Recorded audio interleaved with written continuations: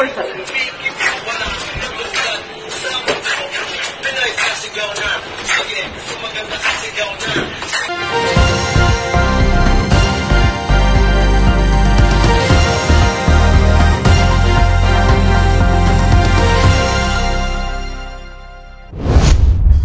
পরিচালক প্রয়াত সোহানুর রহমান সোহানের মেয়ে সামিয়া রহমান সৃষ্টির লাশ উদ্ধার করেছে পুলিশ।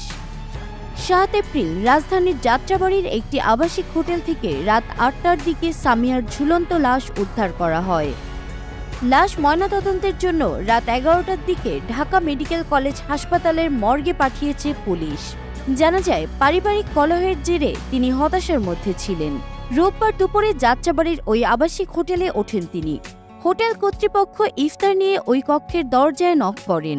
কোনো সাড়া শব্দ না পেয়ে পরবর্তীতে থানায় খবর দেয়। এরপর সেখানে গিয়ে রুমের দরজা ভেঙে তার লাশ উদ্ধার করা হয়। উত্তরা ৩ নম্বর সেক্টরে স্বামী তানিমের সঙ্গে থাকতেন সামিয়া। তার একটি ছেলে সন্তান রয়েছে।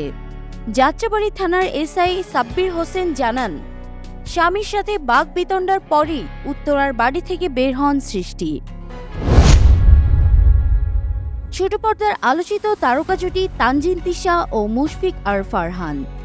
গত বছর বিভিন্ন ইস্যুতে আলোচনায় ছিলেন এই জুটি। গুঞ্জন ছড়িয়েছিল ফারহানের সাথে প্রেম ও বিচ্ছেদের জের ধরে আত্মহত্যার চেষ্টা করেছিলেন তানজিন তিশা। তার কিছুদিন আগে অভিনেতা শরীফুল রাজের সাথে তিশার কিছু ব্যক্তিগত ভিডিও ছড়িয়ে পড়েছিল অন্তর্জালে।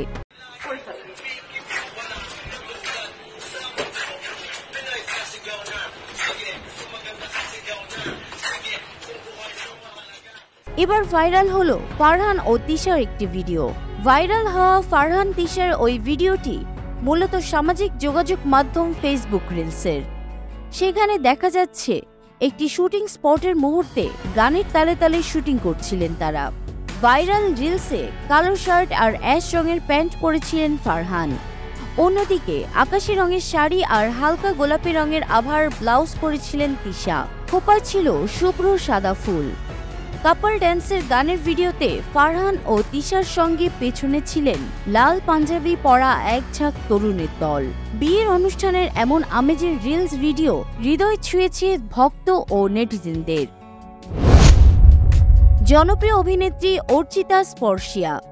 অর্চিতা স্পর্শিয়া ২০১১ সালে শোবিজে পা রাখেন।